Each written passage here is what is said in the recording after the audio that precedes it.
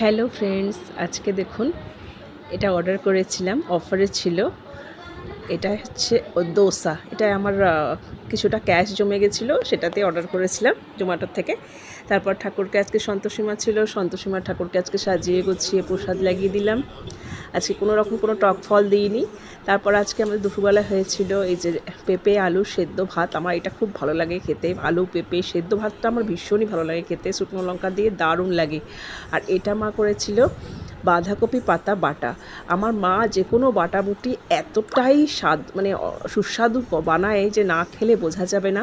আর এটা হচ্ছে আমাদের গাছের পুঁই শাক, যেটা মা চিংড়ি মাছ দিয়ে বানিয়েছিল। এটাও খুব অস্বাভাবিক ভালো হয়েছিল খেতে। তারপর আসলো আমাদের মাছ।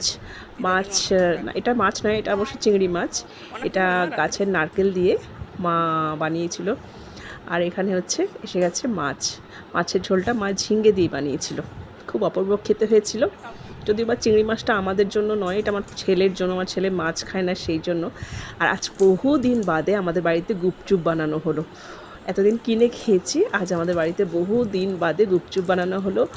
আর এটার পেছনে অবস্থা একটা স্টোরি আছে, কারণ এই যে গুপচুপের জলটা আপনারা দেখছেন, এই জলটা যে